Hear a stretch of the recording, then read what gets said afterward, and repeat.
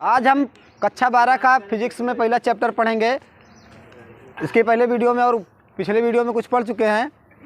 आज हम पढ़ेंगे कक्षा 12 के फिजिक्स में वैद्युत द्विध्रुव पर बलाघूर्ण। क्या पढ़ेंगे? वैद्युत द्विध्रुव पर बलाघूर्ण। वैद्युत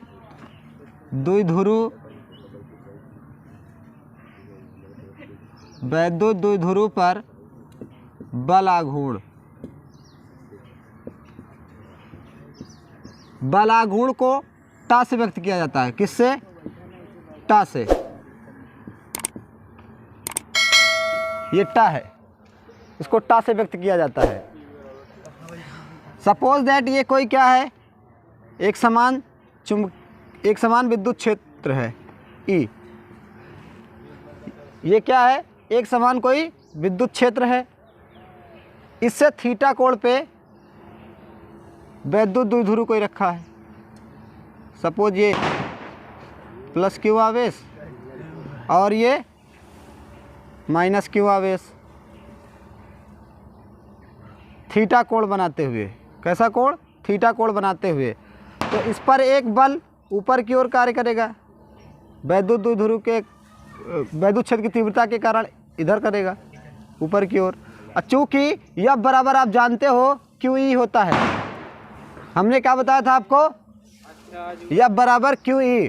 तो आपको हमने बताया था ना कि वैद्युत क्षेत्र की तीव्रता की परिभाषा में ये सूत्र बताया था हमने आपको। तो यह बराबर क्या हो जाएगा? Q E. क्या हो जाएगा? क्यू ई हो जाएगा। वैद्युत क्षेत्र की तीव्रता हम क्या बताए हैं? क्यू ई, है ना। और एक बल इधर लगेगा इसको संतुलित करने के लिए। तो ये अगर हम इसको क्या करते हैं, बैक पीछे मिलाते हैं और इस पर लंबवत एक लंबवत रेखा खींच देते हैं, इसका नाम सी दे देते हैं। और ये कोण हो जाएगा थीटा। क्या लिए थीटा हो जाएगा? एकांतर से। जब दो समांतर रेखाओं को एक तिर्यक रेखा प्रतिच्छेदित करती है तो एकांतर कोण क्या होते हैं? आपस में बराबर होते हैं। तो ये वाला कोण क्या हो जाएगा? ये वाले कोण के बराबर। तो ये वाला कोण इसके बराबर हो जाएगा। तो बलाघूर्ण बराबर टा बराबर होता है दोनों में से एक बल और गुणे बीच की दूरी, लंबवत दूरी। लंबवत दूरी मतलब AC। और हम क्या करते हैं? AC का मान निकाल लेते हैं। AC का मान साइन थीटा बराबर, चूँकि साइन थीटा बराबर ये थीटा के सामने का ये क्या हो गया? लंब। और ये क्या हो जाता है? कर्ण। क्योंकि ये 90 अंश है, इस पर लंब डाला गया है तो ये क्या हो जाएगा? कर्ण, है ना। तो ये हो जाएगा साइन थीटा बराबर लंब बटे कर्ण। तो लंब हो गया क्या? AC। और कर्ण क्या हो गया? लंब बटा कर्ण। लंब हो जाएगा आपका, ये सपोज दैट दूर लंबाई 2L है।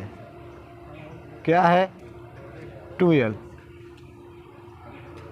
तो ये हम दूरी निकाल लेते हैं। साइन थीटा बराबर लंब बटे कर्ण। ये हो जाएगा लंब, ये वाला लंब हो गया AC और ये क्या हो गया? कर्ण 2L। ये लंबाई 2L लेना था जो प्रभावकारी लंबाई होती है। तो ये 2L लंबाई हो गई। तो AC बराबर क्या हो जाएगा?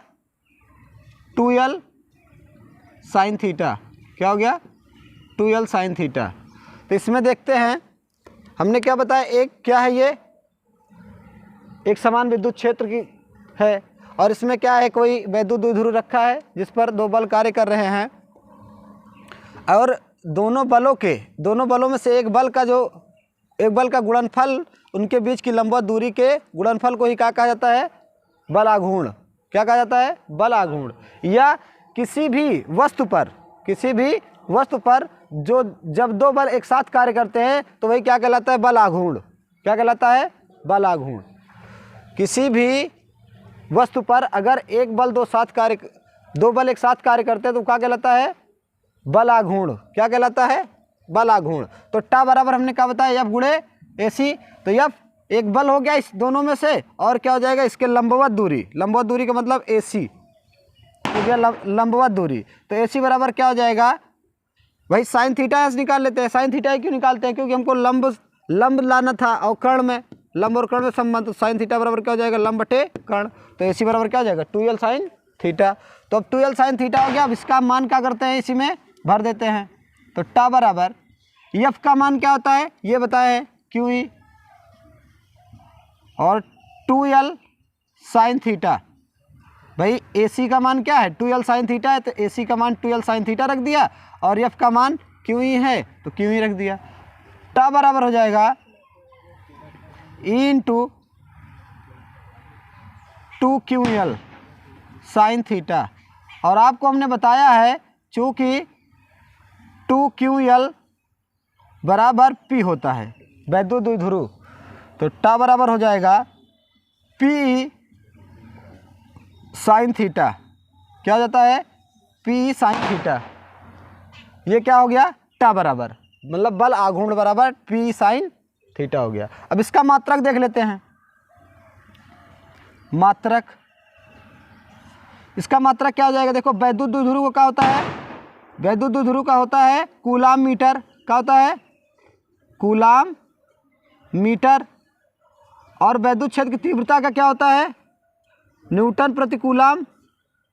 क्या होता है, न्यूटन प्रति कूलाम। तो देखो कूलाम से कूलाम कट जाएगा तो क्या हो जाएगा, न्यूटन, न्यूटन मीटर। ये हो जाएगा इसका मात्रक, न्यूटन मीटर हो गया। अब इसकी अगर हम बीमा निकालते हैं तो बीमा भी ऐसे निकालेंगे न्यूटन मीटर की। अगर इसकी हमको बीमा निकालना है तो देख लेते हैं। बीमा इसका क्या हो जाएगा, बल की बीमा क्या होती है, mL2 T पे -2 और मीटर दूरी है तो L, तो क्या हो जाएगा ये mL3 T पे -2। तो ये क्या हो गई, बीमा हो गई, है ना। इसका मात्रा क्या हो जाएगा, न्यूटन मीटर, और इसका जो बीमा है mL3 T पे -2। अब हम इसमें देख लेते हैं टा मिनिमम कब होता है, मैक्सिमम। यदि थीटा बराबर 0 अंश हो, थीटा बराबर क्या हो, 0 अंश, तो उस स्थिति में क्या टा क्या हो जाता है, देख लेते हैं। P साइन 0, और साइन 0 का जो मान होता है वो क्या होता है, 0 होता है। तो T मिनिमम आएगा उस समय, उस स्थिति में क्या आ जाएगा, मिनिमम मतलब P गुणे 0, तो टा मिनिमम कितना हो जाएगा, 0। और यदि क्या हो जाए, लंबवत हो जाए, थीटा बराबर क्या कर देते हैं, लंबवत, है ना। अगर इसको समांतर कर देंगे तो 0 हो जाएगा, फिर इसको क्या कर देते हैं, इसको सीधा सीधा ऐसे कर देंगे तो क्या हो जाएगा, लंबवत, इस पे लंब हो जाएगा ना। तो क्या हो जाएगा, थीटा बराबर 90 अंश। तो टा P साइन 90, और साइन 90 का मान कितना होता है, 1 होता है। तो साइन 90 का मान 1 हो गया, तो टा उस समय क्या आएगा, मैक्सिमम। तो कितना हो जाएगा, P। तो ये है, तो ये वैद्युत द्विध्रुव पर क्या है, बल आघूर्ण। वैद्युत द्विध्रुव पर लगने वाला बल आघूर्ण यही है।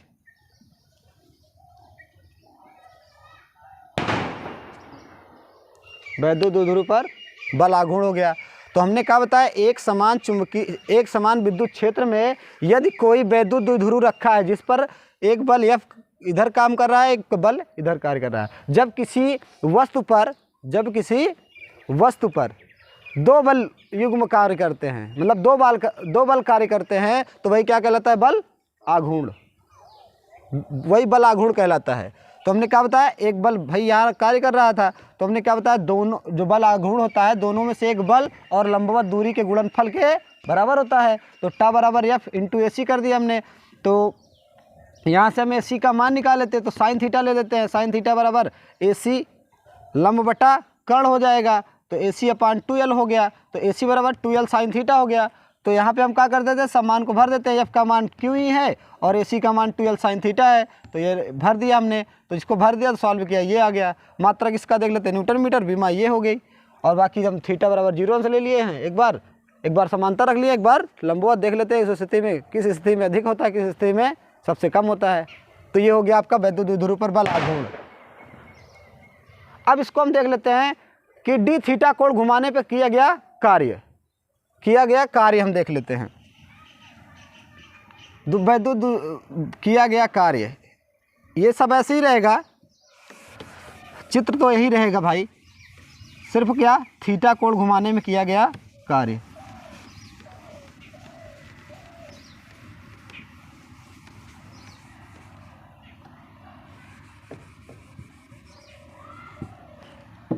वैद्युत ध्रुव पर किया गया कार्य डी थीटा कोण घुमाने में किया गया कार्य डी थीटा कोण घुमाने में किया गया कार्य।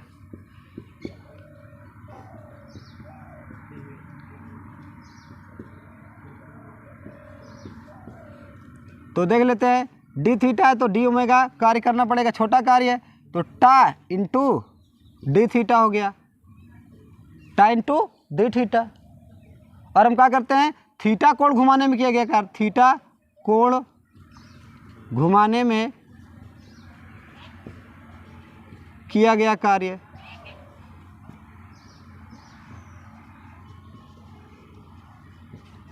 भाई डी थीटा घुमाए तो डी ओमेगा कार्य भी तो होगा, डी थीटा का मतलब छोटा कार्य, तो छोटा कार्य भी, छोटा कोण घुमाएंगे तो छोटा कार्य होगा, है ना। तो ये हो जाएगा डी थीटा, तो ये हो जाएगा डब्लू बराबर, अब पूरा थीटा कोण घुमाने में तो मतलब जीरो से थीटा कोण घुमाया जा रहा है तो क्या हो जाएगा डी ओमेगा। इसका समाकलन कर लेते हैं, समाकलन का मतलब क्या होता है जोड़। तो हम क्या करते हैं, छोटा छोटा कोण डी थीटा मतलब थीटा थीटा पूरा छोटा छोटा कोण घुमाने में किया गया, पूरा थीटा तक घुमाने में किया गया कार्य, तो हम निकाल लेते हैं। तो डी ओमेगा का मान क्या है, डी ओमेगा का मान है टा इंटू डी थीटा।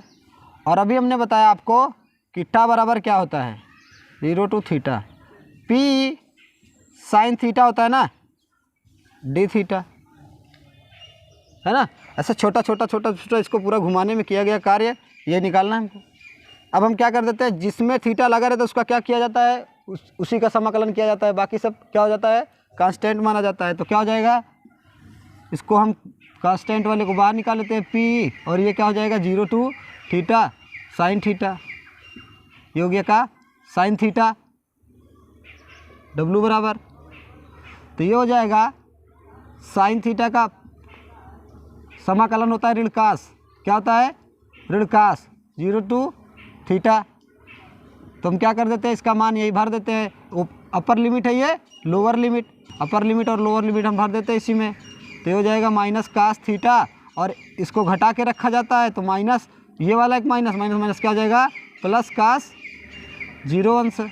और कास 0 अंश का मान कितना होता है जानते ही हो, कास 0 का मान 1 होता है, तो हो जाएगा माइनस कास थीटा और प्लस 1। अगर इसी को ऐसे लिखना है तो लिख देते हैं पी 1 माइनस कास थीटा, तो हो जाएगा डब्लू कार्य। कार्य का मात्रक क्या होता है जूल, है ना। कार्य किया जा रहा है तो कार्य का मात्रक क्या होता है जूल। यहाँ भी तो कार्य है, अब यहाँ पता लगा दूसरा मात्रक ढूंढने लगे, तो ऐसा कुछ नहीं है, वही कार्य का मात्रक क्या होता है जूल। तो ये हो गया, हमने कहा भैया डी थीटा कोण घुमाने में किया गया कार्य, मतलब छोटा थीटा, छोटा इसको घुमाने में, छोटा अल्प मात्रा में घुमाने में किया गया कार्य। तो अल्प मात्रा में घुमाए तो डी ओमेगा छोटा कार्य होगा, छोटा कार्य करना पड़ेगा हमको। तो क्या हो जाएगा टा इंटू डी थीटा, और थीटा कोण घुमाने में किया गया कार्य, मतलब पता नहीं कितना कोण घुमाया जा रहा है ना। तो हम क्या करते हैं, यही छोटा छोटा डी थीटा जोड़ के किसके बराबर हो जाएगा थीटा के बराबर। तो हमको इसको जोड़ना है, कुल मिला के जोड़ने का मतलब क्या करते हैं समाकलन, तो समाकलन कर दिए, जोड़ दिए, इसको जोड़ दिए लिमिट 0 से कहाँ तक थीटा तक। तो ये टा का मान पी साइन थीटा होता है, और ये क्या हो जाएगा डी थीटा। तो हमने इसका मान यहीं पे रख दिया है, इसका मान रख दिया, तो यह क्या हो जाएगा P sine theta D theta. तो पी कांस्टेंट हो गया पी, और ये क्या हो जाएगा साइन का ऋण कास थीटा। तो 0 से थीटा, अब इसमें हम मान यही भर देते हैं, एक बार लिमिट को घटा के रखा जाता है, एक बार ऐसे ही रखा जाता है। तो क्या हो जाएगा कास थीटा, और एक बार घटा के रखे तो ये माइनस यहाँ वाला और यहाँ का माइनस प्लस हो गया, कास 0 हो गया। तो कितना हो गया माइनस कास थीटा प्लस 1 आगे कर दिए, ये हो गया। ये क्या हो गया आपका किया गया कार्य, डी थीटा कोण घुमाने में किया गया कार्य। अब हम देखते हैं कार्य करना है तो कुछ इसको घुमाना ही तो पड़ेगा ना भाई, क्यों घुमाते यही तो है, ऐसे रख दिए हो हाँ तो ऐसे पड़ा रहेगा। अगर हमको घुमाना है तो कार्य करना ही पड़ेगा, एनर्जी इसको देना ही पड़ेगा। अब हम देख लेते हैं वैद्युत द्विध्रुव पर स्थितिज ऊर्जा। भाई जितना कार्य करेंगे वही तो स्थितिज ऊर्जा कहलाएगी, लेकिन सिर्फ अंतर यही रहता है कि वैद्युत द्विध्रुव पर स्थितिज ऊर्जा, स्थितिज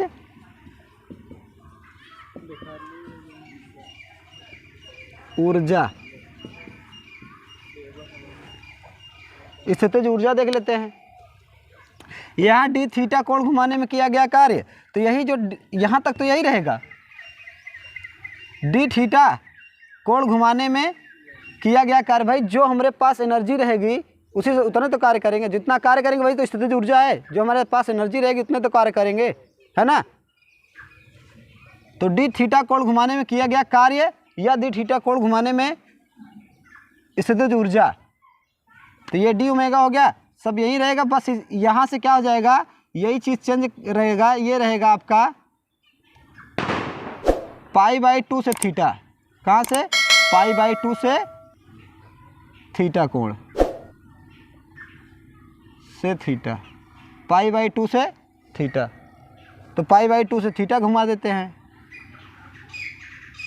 π/2 से थीटा, और ये क्या हो जाएगा π/2 से थीटा, π/2 से थीटा, π/2 से थीटा, π/2 से थीटा, तो π/2 से थीटा, तो ये क्या हो जाएगा, cos 0 था, अब क्या हो जाएगा cos π/2, और cos π/2 का मान कितना होता है 0 अंश, तो ये क्या हो जाएगा 0 हो जाएगा, तो ये क्या हो जाएगा हट जाएगा, और यही लिख उठेगा क्या -p cos थीटा, ये हो जाएगा। बस यही इतना करना था। सिर्फ इसमें क्या होता है π/2 से थीटा घुमाना, मतलब 90 से क्या थीटा घुमाना पड़ता है, तो 90 से थीटा घुमाने पे ये जो W लिखे हैं ये किस में हो जाएगा, स्थितिज ऊर्जा में, यूँ।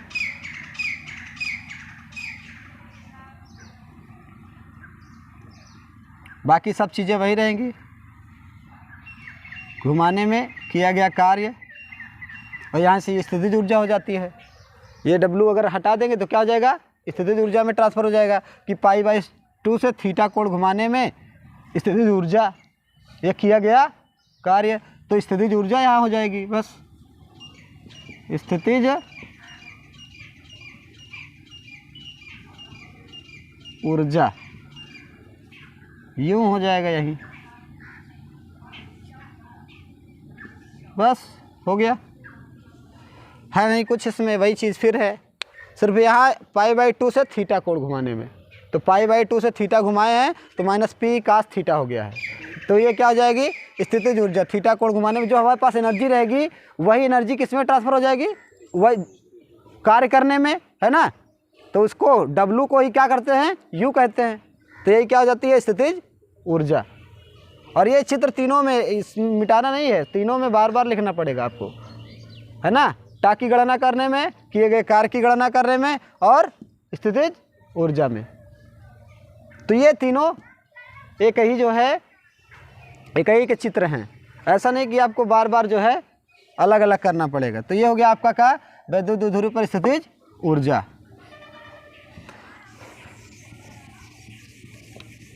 अब हम देखते हैं भैया कूलाम का नियम हम पढ़े हैं, है ना, तो अभी इस पे देख लेते हैं हम परावैद्युतांक, परावैद्युतांक देख लेते हैं। Dielectric constant,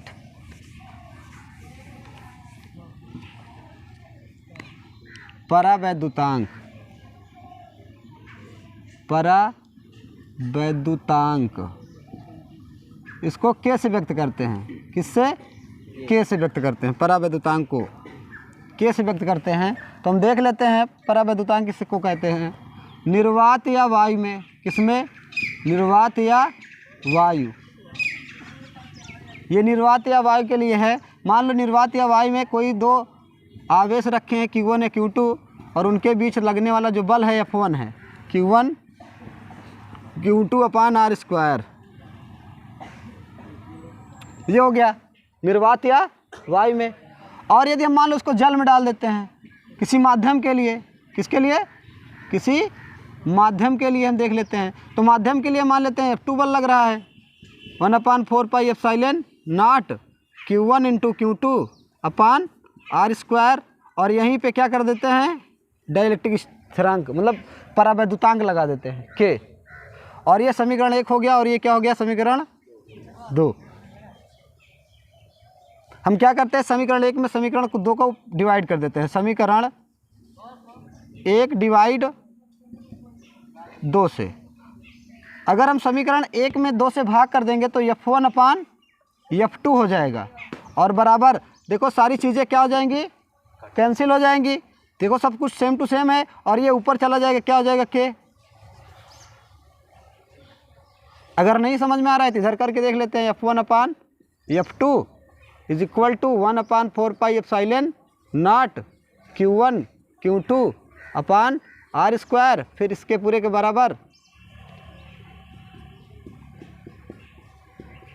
1/4 pi epsilon not into K Q1 into Q2 upon R square. ये पूरा देखो कैंसिल हो गया, ये पूरा यहाँ से कैंसिल हो गया, तो ये K नीचे बटे के बटा है, तो F1 अपान F2 बराबर क्या हो जाएगा, K हो जाएगा। ये हो गया आपका। तो ये क्या है, परावैद्युतांक। तो आप इसकी परिभाषा कैसे करोगे,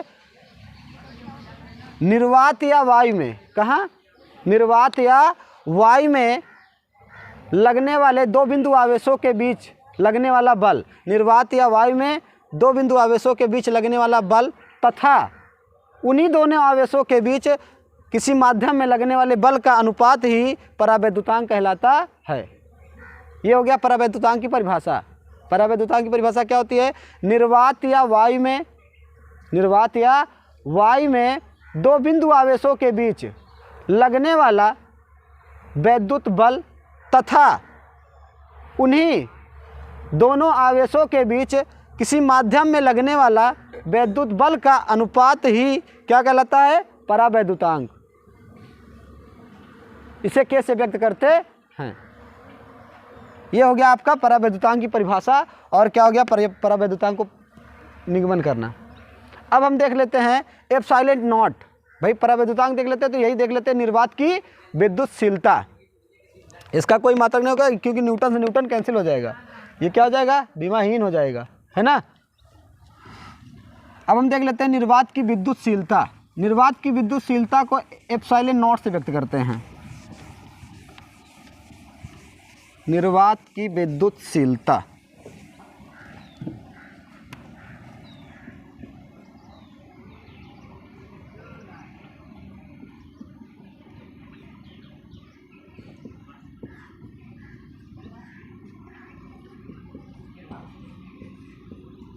एप्सिलॉन नॉट से, है ना। तो निर्वात की विद्युतशीलता 1/4 पाई एप्सिलॉन नॉट, इसका मान कितना होता है, 9 × 10⁻9। और क्या होता है, newton metre square, newton metre square प्रति कूलाम स्क्वायर, ये होता है ना। अब हमको इसका मान निकालना है एप्सिलॉन नॉट का। तो एप्सिलॉन नॉट का मान निकालना है तो हम एप्सिलॉन नॉट ऐसे ही रहने इधर कर देते हैं और इसको भाग कर देते हैं। तो ये हो जाएगा 1/4 पाई इंटू 9 × 10⁻9, ये हो गया। अब हम क्या करते हैं, एप्सिलॉन नॉट इसका मान रख लेते हैं 4 × पाई का मान कितना होता है 1.314 और इसका 9 × 10⁻9। इसको ऊपर उठा के ले जाते हैं हम। तो यहाँ नीचे है माइनस, प्लस में ऊपर जाएगा क्या हो जाएगा, माइनस में 10⁻−9, 9 × 4 = 36 हो जाएगा, ये × 3.14 एप्सिलॉन नॉट। इसको अगर हम इससे भाग देंगे तो यहाँ पे लगभग 0.00846 × 10⁻−9 आता है और यही हो जाएगा एप्सिलॉन नॉट का मान। अब इसको 3 अंक इधर खसकाएंगे, जब बाएं से दाईं ओर आता है तो क्या होता है, घातें घटती हैं। तो ये हो जाएगा क्या, 8.8 और ये सार्थक अंक से ये 6 है, तो क्या हो जाएगा, इसको हटा देंगे तो इसको कर देंगे 5 और ये हो जाएगा 10 के घाते 9 है ये, माइनस कितना हो जाएगा 12, कितना हो जाएगा 12। तो इसका मात्रक क्या हो जाएगा देख लेते हैं।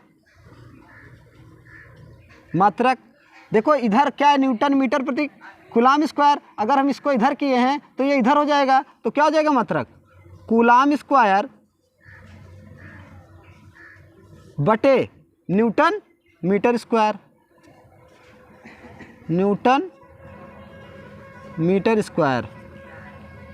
बस इसको उलट दिए हैं, बस यही से भाई एप्सिलॉन नॉट इधर कर दिए, इसको इधर भाग कर दिया तो कूलाम स्क्वायर और प्रति न्यूटन मीटर स्क्वायर हो गया। अगर हमको इसकी बीमा निकालना है तो बीमा भी निकाल लेते हैं, एप्सिलॉन नॉट की बीमा।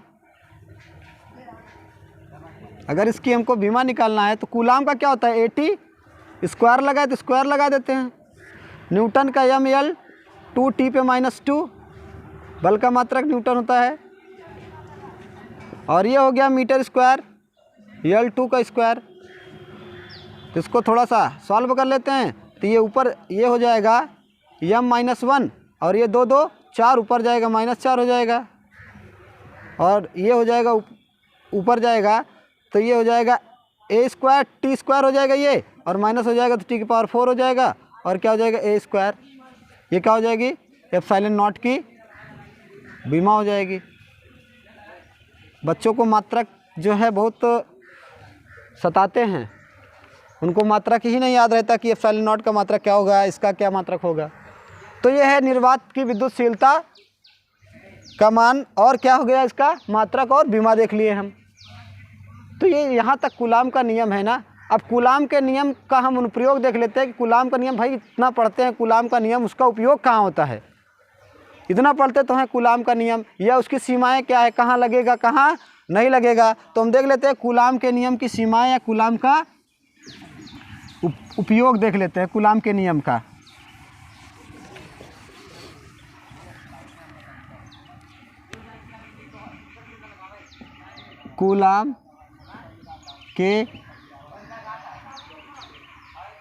कूलाम की सीमाएं, कूलाम के नियम की सीमाएं।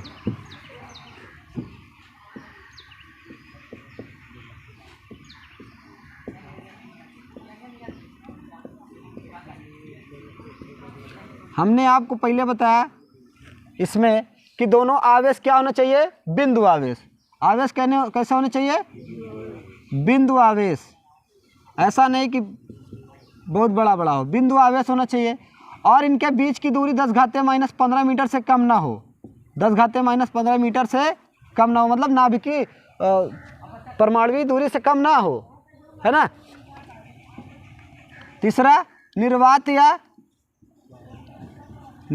या वायु के लिए, किसी माध्यम के लिए अगर लगाओगे तो उसमें परावैद्युतांक लगाना पड़ता है ना। निर्वात या वायु के लिए उपयोग देख लेते हैं इसका, कूलाम के नियम का उपयोग। कूलाम के नियम का उपयोग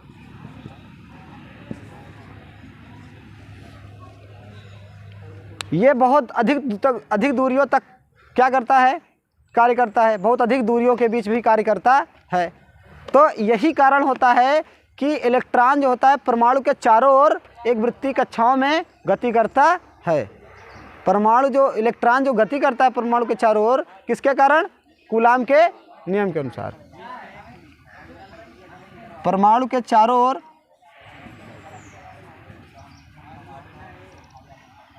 इलेक्ट्रॉन का गति करना, इसी कारण से ठोस द्रव गैस का निर्माण होता है। ठोस द्रव ना, ठोस और द्रव का निर्माण यही से होता है। द्रव का निर्माण भाई जिसके बीच की दूरी, जिनके अणुओं, और इसी से अणु और परमाणुओं की संरचना होती है, अणुओं की संरचना होती है, अणु परमाणु।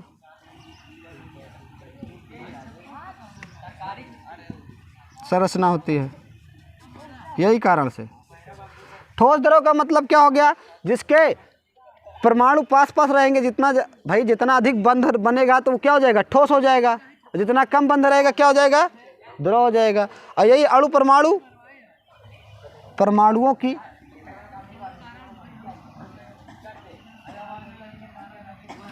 अणु का मतलब क्या है कि दो बिंदु आवेश हैं मिल के क्या हो गए, अणु बना लिए। किससे, वैद्युत बंध से, है ना, वैद्युत बंध से। तो यही क्या होता है, कूलाम के नियम का उपयोग है कि ठोस का द्रव का इसी की संरचना पे आधारित है, अणु परमाणु का इसी पे आधारित है परमाणु के। तो ये क्या हो गया, कूलाम के नियम के अनुप्रयोग। इसीलिए कूलाम का नियम बहुत है, मायने रखता है। तो आज के लिए इतना ही, आगे हम अगले वीडियो में पढ़ेंगे।